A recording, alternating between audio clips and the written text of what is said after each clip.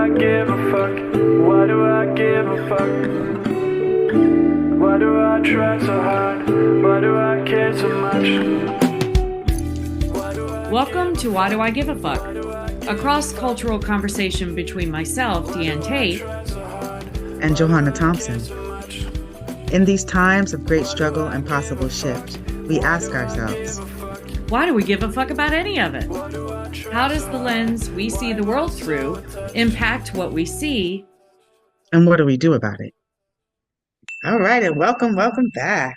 We're going to continue this conversation because we were last talking about a number of federal workers that are being laid off. And some of the highlight that you brought up was the federal workers from the Park Service, the Parks Department. What are the numbers? What are some of the numbers that you've heard on that?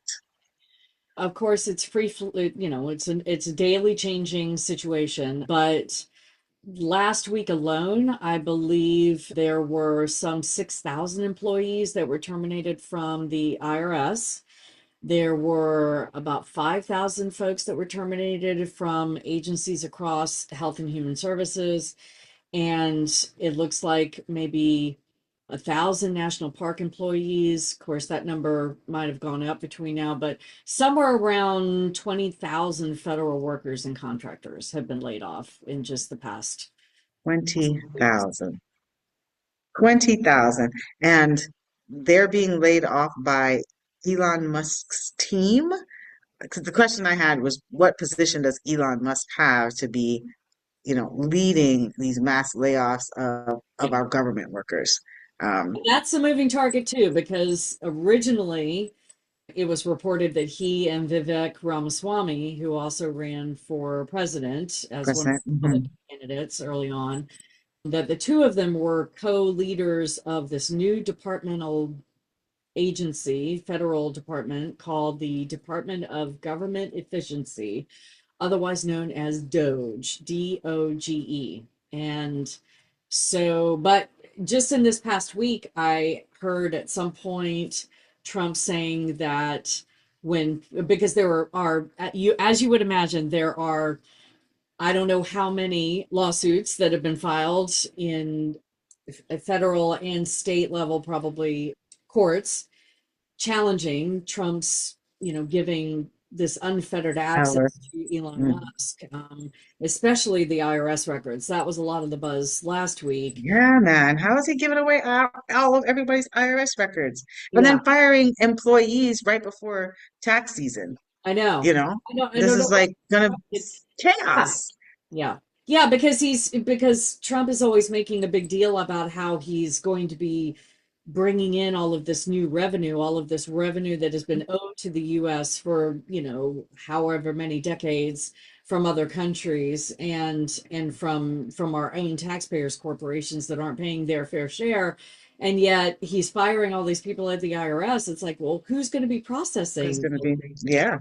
But then also too, getting to the part that we've discussed, kind of touched on in previous episodes about the impact to real people on the ground, Social Security checks. Are they going to get cut and sent out the way they need to be if people are being fired, en masse? Mm-hmm. So humans to do these activities, to get these checks cut and sent, then are people who live off of their Social Security and rely on it to keep a roof over their heads and food on the tables and medicines in their bodies. What are they going to do if they don't get their Social Security checks? And so, yeah. Well, it'll be a problem, right? It'll be like a very, very big problem. And we're looking at, like, I'm curious, like, what is the demographic breakdown of who gets Social Security across the states, right? Like, where is there going to be a mass of humans that need that resource? And that's how we're going to be able to determine what happens in those spaces. Right. Because our system is structure set up that people rely on those things. Mm-hmm. Like, oh yeah, for all of the living expense. It's not like supplemental income. It is the foundational income that you rely on. That's why there's jokes about the first of the month yeah, and stuff. Yeah. So yeah, so I mean, I do believe that our court system, maybe for the first time ever, is being utilized in a productive way in terms of trying Hmm. to use the courts to stop and overturn some of his executive orders Hmm. and some of those court, I mean, I by no means have a broad understanding of all of the court actions that are floating around out there, but I know that there are some there are many. ACLU is supporting quite a bit of those actions trying to stop his executive orders. But the problem is that he's even come out to say there were, I think, I might be misstating this, but I believe that there was a court action, there was a lawsuit that was filed against him to stop Elon from having I'm unfettered having access myself. to people's IRS information. And Hmm. there was a federal level judge that said, no, that's not cool. And then Trump came out and said, well, I don't have to listen to him. And he's, yeah, and he's made a few of his Truth Social tweets that basically, I think one of them said, no one is breaking the law when they're trying to save the country. So he's basically saying I can do whatever I want as long as Whatever I'm I want because I'm trying to save the country, but save the country from what? right. Do you know what I mean? Right. Save Right. the country from this kind of narrative that we're seeing because you sent me this article about the person, the unions that have won political power in Right. Germany, and Right. one of them being the Christian Democratic Union, and then this other alternative to the right AF, wing, um, AFD uh, AFD, alternative to the right. for Germany. It's Deutschland. So our alternative for The Deutschland. Deutschland, for Deutschland. Yeah, I should know that, Uh, having taken German in high school. But but the way that the article was written, it was saying the alternative to the right wing. But point being that the amount of political support that these two parties received has turned out to have an election where we are definitely seeing these very authoritarian figures um, coming into positions of power. And that is what, so we're going to start seeing that type of level of leadership all across the globe. mhm, Very right wing, very high Christian, using religion to mhm, help control the masses, I do want to say. And so we're seeing this trend across the globe, which mhm. means that there is something in the psychology of the narratives that we say in our mind that we want this new world order Yeah. that prioritizes dominance in a specific way. Yeah. Um, um, and so that is going to be really very interesting because as these structures are being set up, the reality of the situation is that there is a larger mass than there was before of people without. And we know when that happens, to your point, this is when the revolutions definitely happen, where people Yeah. are ready to really change structures in their entirety. And I'm just wondering how much easier that's going to be because if we're talking about like what we're seeing with migration patterns and we're seeing, Mhm. more narrative storytelling about the planes that are crashing and things like that. When we know that planes do have problems, we just don't hear the stories about them on a typical basis. And now that is going to discourage people from being on traveling. They're already limiting freedom of movement across countries. It's being harder, becoming harder to get visas. Borders are closing. You communicated that there's, more immigration ICE facilities, detention facilities being erected. We know cop cities are being erected. We saw that played out in Palestine and Gaza with the IDF militarized places that then became stopping points West Bank right now, the for West Bank movement. is, yeah, I mean, the tanks are in and they're starting to do in the West Bank, not starting. It's been happening for a minute, but it's escalating even amongst the ceasefire that is not Hmm. really a ceasefire. Yeah, they're bulldozing the West Bank just like they've been bulldozing Gaza now for Hmm. and Trump has been very transparent about what he wants to do in Gaza. He wants, and, Mm, you know, it's what Bibi has wanted the whole time too, is the right. eradication of all Palestinians so that they can formally Build up the entire education. land, but Trump is calling it Yes.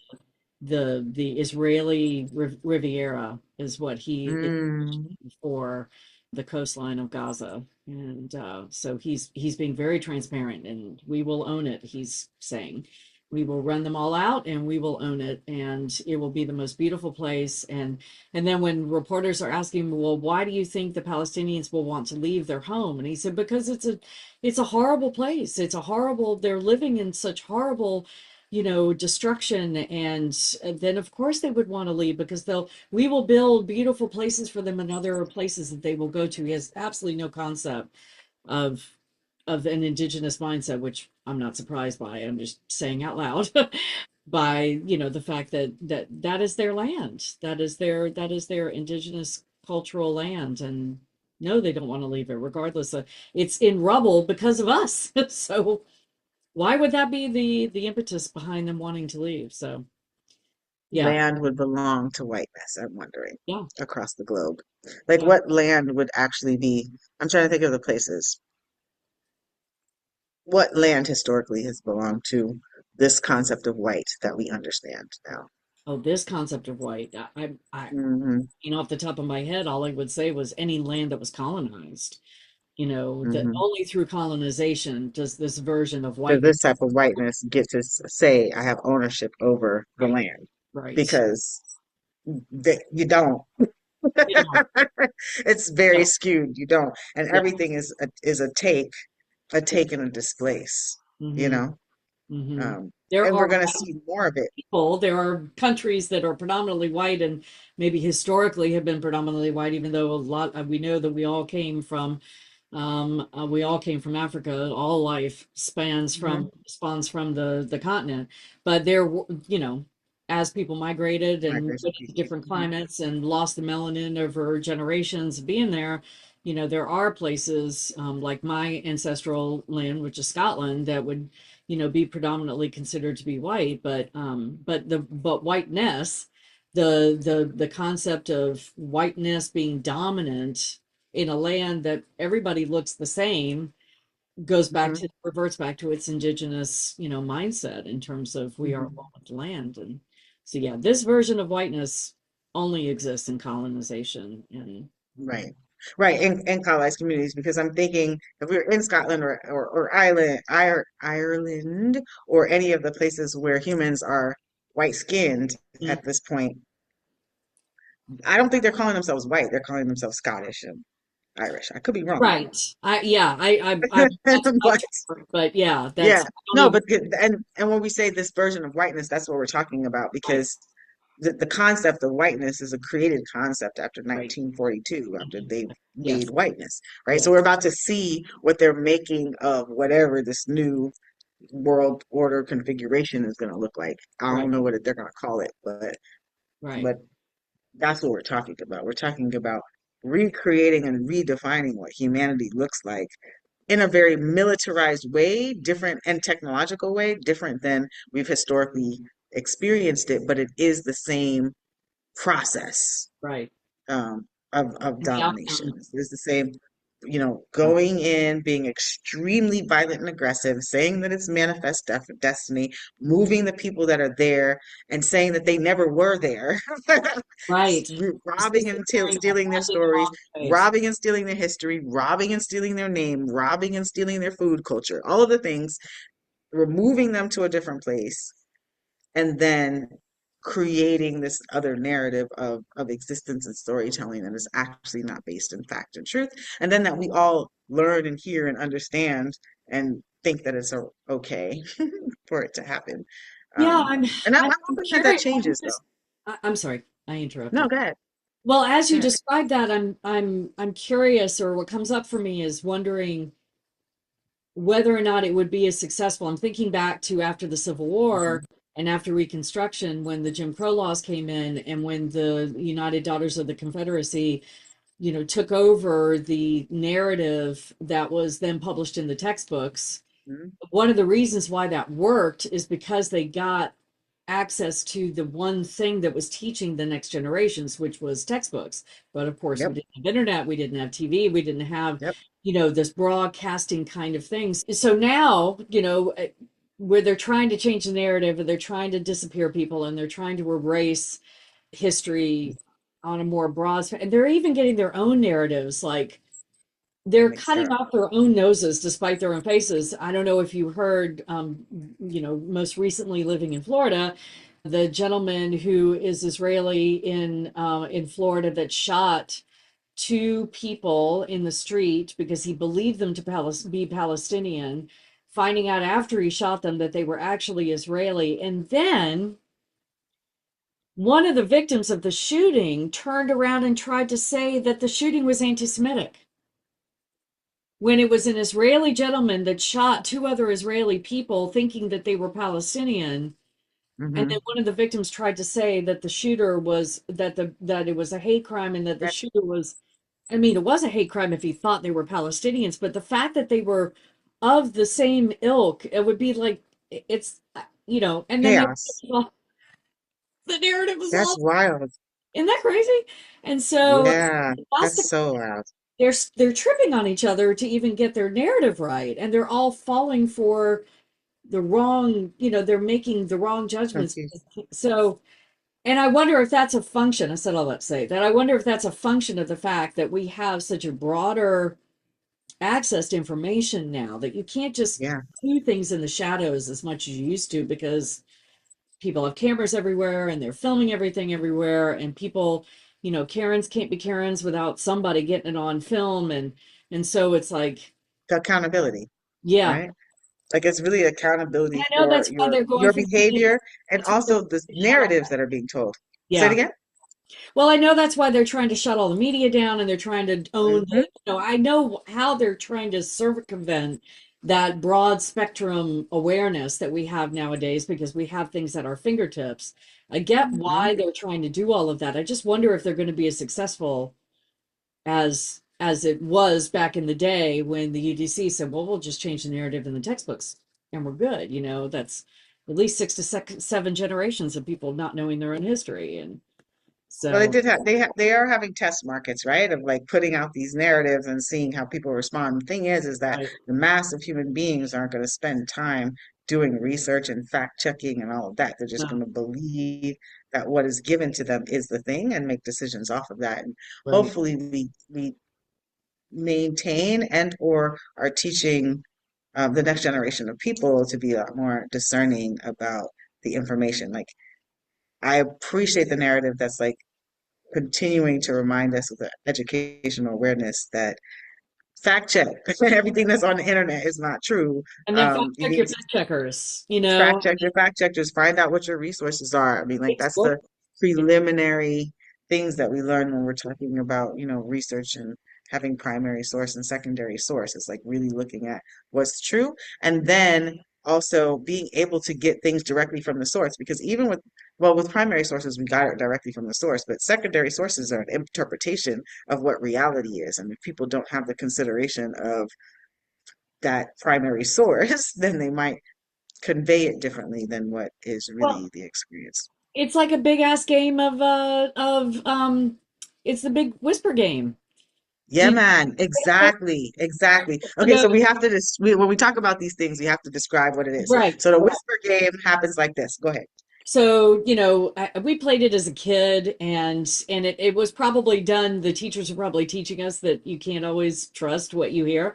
But Yeah, man. everybody would stand in a circle and there would be a statement that the teacher would come up with, just a sentence.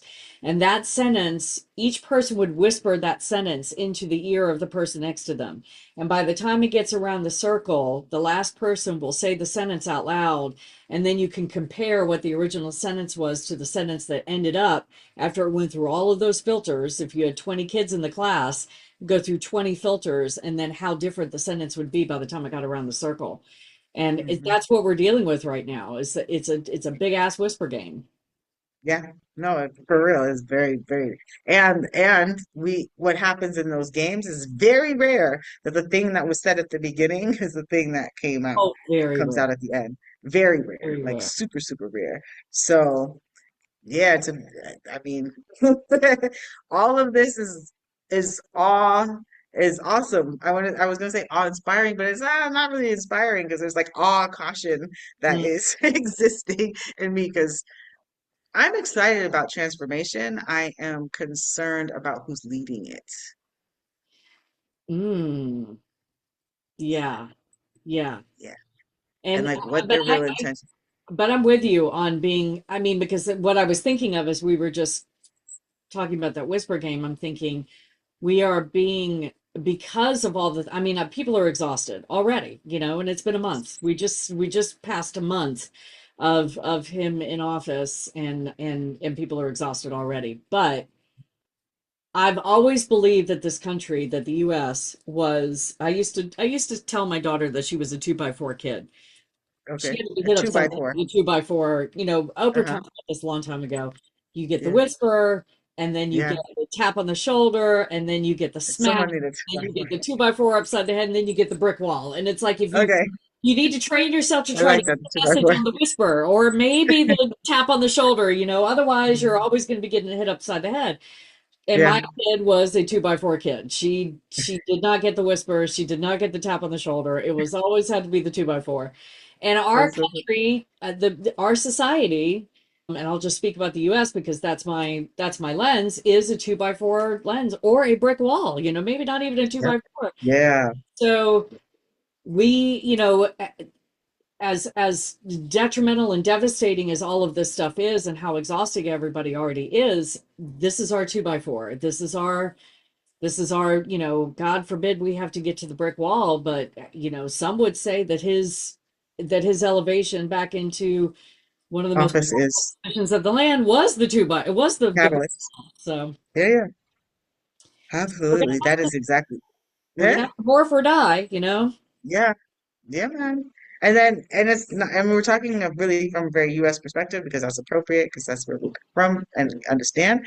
But we're definitely seeing this trend on a globalized platform. Hmm. And so, you know, and then you also have read the books and you read the historical accounts about, you know, New World Order and us existing as humans under that ideology.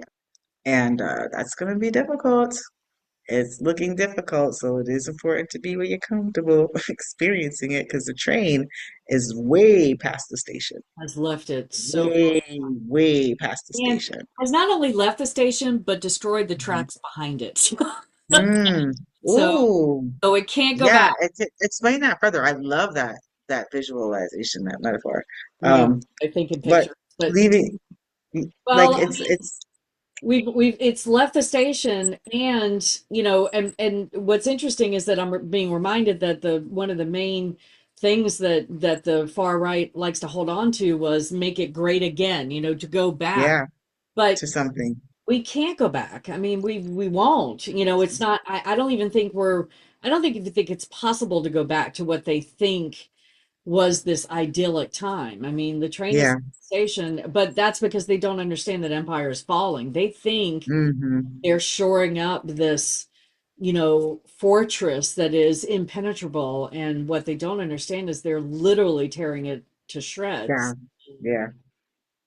And so, yeah, yeah, it's. I mean, that's my theory, at least. There might be some of you out there that don't agree, but yeah.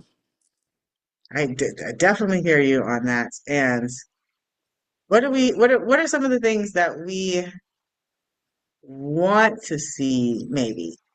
This is a rhetorical question, right? But like it is something to be thinking about because I find myself in this moment not having a thought or a dream, but definitely like, okay, I need to wait till something settles or lands that Mm, is concrete to be mhm. able to know how I can move and make decisions because I have limited resources. So it's not like I can just like, well, let me try. Well, I mean, I am trying something new, but like, it's just not the same. So I definitely feel like a caution and a hesitation to like get to a place where something lands so you can know how it is that you have to maneuver Right. whoever you are in the world. I Yeah. don't think we have it, especially in the US, our society, this particular version of society Hmm. doesn't have an imagination. Doesn't, I Hmm. find myself really challenged with that. And I also know that that's part of my indoctrination into whiteness is to not have an imagination, because why would you need to imagine anything new? I've got everything. I'm on top of the food chain. But having said Yeah. that, when I try to think about how things can be done differently, when I try to imagine, and when I've been challenged by people in my circles say, well, what would you want it to look like if it could? I struggle, with that, to try What to it could look like. imagine what it could look like. That's not hierarchical. That's not, I'm a Trekkie, and my partner and I were talking about Star Trek last night, and how, I got into Star Trek. I wasn't the original series wasn't my thing, but Next Generation got me in, and Okay. the Next Generation, Star Trek Next Generation, that came Who, in the 90s, and for so, but who are the people? Who the actors? Patrick Stewart plays Jean-Luc Picard, the captain, and John Okay. Frakes is number one, and there's Data, and I mean I can name all of them. I love Do you getting. think that we're going into that like we're moving into that direction where we'll be traveling in that way and having to engage different Well, realities? And then if we are engaging different realities, then what does that look like for how we've structured our hierarchies on Earth? well, it's interesting because Star Trek was always so far ahead of its time, and I remember Mhm. Next Gen was out in the 90s and late 80s and 90s. And I remember watching it then thinking, God, this is so far, because they don't have any currency. Nobody has to buy anything from each other. There's just an abundance of, everything. And it's intercurrency, Wow, I've never and it's and it's all about intergalactic. intergalactic, and it's all about Mm. meeting new cultures, not to assimilate, but to just learn about each other and learn how to live together. And so it's what I know now is that it is a very indigenous mindset. I would say maybe there are indigenous people out there that would argue with that, but in my brain, through my own No, white, as far as we understand it, yeah, like feels people, indigenous in terms of the whole, just, and there are still warring, societies that approach everything, if you think, if all you've got is a hammer, you see everything's a nail. They still have societies that do that, and cultures that do that, but they're always trying to say, hey, why can't we just, there's plenty for everybody. The universe yeah. is infinite, right? And so why can't, and so yeah, it was way, way, way ahead of its time, and still very relevant in terms of, but they talk about the 21st century Earth as being Mhm. a warring place. In fact, we're rewatching Picard right now, and they've just traveled back in time, back to 2024, because they need to correct something in the timeline that's going to happen, that's going to turn everything into this horrific reality, and they want to make sure it doesn't happen. And Oh so no, that's horrible. So that happens in 2024. in 2024, yeah, Yikes.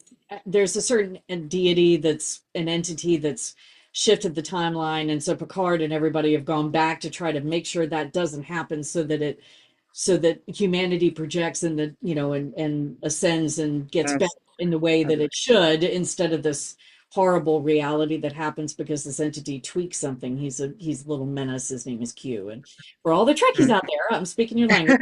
But Sounds very much like Marvel Universe. We had the same type of thing going yeah, on. yeah, But yeah, but I find this fascinating because my friends were here and we are all like having our own understanding about like what transformation looks like. We were having this conversation. You're talking about Star Trek. We were having this conversation about when we were young watching the Jetsons.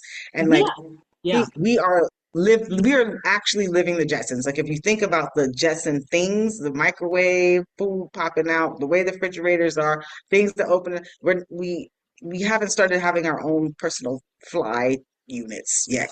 But we're there, right? Because I've seen them. I know that they're existing in Probably Europe. They're only having because like there's too much the money in the transportation on the roads. oh right. That's why we don't have, because we wouldn't need We don't roads have it yet. anymore, right? And We everybody's like, wouldn't need well, there's too roads. much money to be made in the roads, so we can't, we Man, can't. I wish they would learn that over here in Jamaica. Fix the roads, y'all. But anyway, There's a lot of money to be made. Yes, there is. But we say that, and thinking about Star Trek and thinking about coming to this time where you have to go back and fix something. Because I was going to ask you what I don't remember in any of the Star Trek episodes, and I haven't watched it as an adult human, but any of the Star Trek episodes, I was trying to recall what was happening on Earth. So you just gave me some insight to the fact that it was like warring. And then if you're looking at the other, you know, guidebooks like a Bible and Revelations, and there's all of these things that are happening that were spoken about in that book that could be related to Mhm. things that are happening now. And it's like we know that we are sitting and living in that moment of transformation. And then like, Yeah. what do we do about it? Well, Do you know what I mean? Like, I to mean, your point, you can drive, you can know that a immigration center is right, or you can not. You could be driving past an immigration center and not know there's an immigration center, and it be having the same type of horrific things that concentration camps or Chinese camps or all of these things that we know about later on that were horrible humanitarian centers of destruction and harm to people. And when we ask ourselves, what would we have done at that time? Now we're sitting in the reality of what it is that you would be doing at that time. yeah, yeah. That is it. But to your point about sitting and on some level, my word, I don't remember if you use this word, but waiting to see what happens, to know how to move and react.